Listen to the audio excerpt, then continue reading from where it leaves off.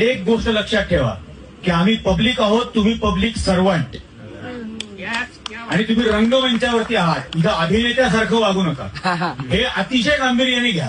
Social मीडियावर तुम्ही एक गोष्ट बघितली असेल, म्हणजे महाराष्ट्रातल्या कुठल्याही कोपऱ्यात राहणारा जो माणूस आहे त्यांनी गेल्या काही आठवड्यांमध्ये नाशिकची एक गोष्ट किंवा नाशिकची एक न्यूज आहे जी प्रचंड चर्चेचा भाग आहे किंवा प्रचंड चर्चेचा विषय आहे. ती म्हणजे 2027मध्ये नाशिकमध्ये कुंभमेळा होणार आहे. ही गोष्ट आम्हाला सगळ्यांनाच माहीत आहे. पण या कुंभमेळ्याचं नियोजन करण्यासाठी तपोवनातली जवळजवळ 1700 झाडं तोडण्यात येणार आहेत. आणि या साधुग्रामसाठी म्हणून तुम्ही इथली झाडं तोडून त्यांना तिथं बसवणार आणि मग हे दर 12 वर्षांनी करत राहणार. गेल्या 12 वर्षापूर्वी या तपोवनालगत 300 एकर जागा कायमस्वरूपी नो डेव्हलपमेंट झोन म्हणून महापालिकेने डिक्लेअर केली. आणि हीच जी वृक्षतोड आहे, ही होणारी जी वृक्षतोड आहे ती रोखण्यासाठी नाशिकमधले जे वृक्षप्रेमी आहेत किंवा निसर्गप्रेमी आहेत किंवा संबंध महाराष्ट्रभरातून यावर प्रतिक्रिया येत आहेत. सयाजी शिंदे यांनी देखील गेल्या 2-4 दिवसामध्ये त्यांनी आपली जी प्रतिक्रिया आहे ती त्यांनी कळवली किंवा न्यूज माध्यमांसमोर त्यांनी ठेवली.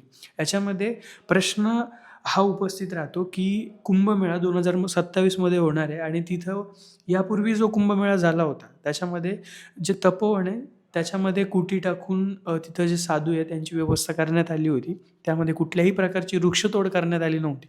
बट यावेळी जी होणारी गर्दी किंवा जे नियोजन आहे ते अधिक प्रभावी करण्यासाठी प्रशासनाचं असं म्हणणं आहे की आम्हाला तपोवनातली काही झाडं आहे जी 10 वर्ष वयाची आहे किंवा 10 वर्षापेक्षा कमी वयाची आम्ही ते तोडणार आहेत आणि त्या बदल्यात जी पेठ रोड आहे किंवा जो फाशीचा डोंगर आहे तिकडं आम्ही एका झाडाच्या बदल्यात 10 झाडं अशी आम्ही हजारोंनी झाडं लावून देऊ. बट ह्या सगळ्यांवर निसर्गप्रेमी किंवा जे निरंजन टकले सर आहेत त्यांनी तुम्ही जे महानगरपालिका म्हणजे नाशिक महानगरपालिका आणि जे निसर्गप्रेमी आहेत, वृक्षप्रेमी आहेत त्यांच्यामध्ये जे झालेला जो संवाद होता, त्यांच्यामध्ये झालेला जो नाशिक महानगरपालिकेनं ऑर्गनाईज केलेली जी सभा होती त्याच्यामध्ये त्यांनी ज्यावेळेस मत मांडलं त्यावेळेस त्यांनी स्पष्टपणे सांगितलं की जर तुम्हाला म्हणजे तुम्ही ही झाडं तोडून त्याच्या बदल्यात दुसरीकडं म्हणजे तुम्ही फाशीचा डोंगर किंवा पेठ रोड आहे तिकडं तुम्ही झाडं लावणार असाल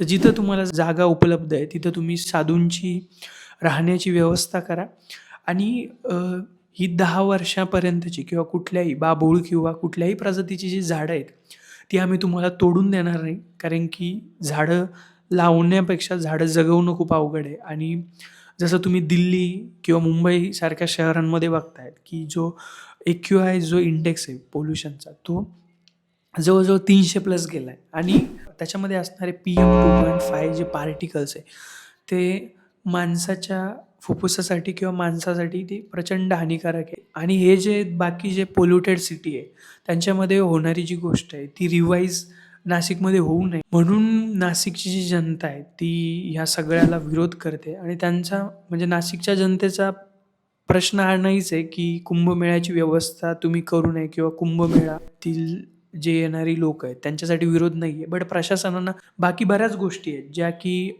कुंभमेळ्यामध्ये जी भाविक येणार आहेत त्यांची राहण्याची व्यवस्था म्हणा किंवा त्यांची शौचाची व्यवस्था म्हणा सगळ्या गोष्टींकडं प्रशासनानं विशेष लक्ष दिलं पाहिजे ना की वृक्षतोड करण्याकडं. आणि बाकी असे शहरात अनेक ठिकाणं आहेत जिथं लॉन्स आहे किंवा जिथं अशा काही बिल्डिंग आहेत किंवा गव्हर्नमेंट क्वार्टर आहे जी की यूजमध्ये नाही आहेत गांधीनगर किंवा बाकी सगळ्या एरियामध्ये ती यूज करावी. आणि एकंदरीत या सगळ्याचा निर्णय म्हणजे आत्ता तरी या निर्णयावर जी वृक्षतोड होणार होती 1700 झाडांची त्याच्यावर स्थगिती आहे. बट येणाऱ्या दिवसात याच्यावर काय निर्णय होईल ते बघणं देखील तेवढंच महत्त्वाचं असेल. या सगळ्यांवर तुमच्या प्रतिक्रिया काय आहेत त्या कमेंट करून नक्की कळवा. धन्यवाद.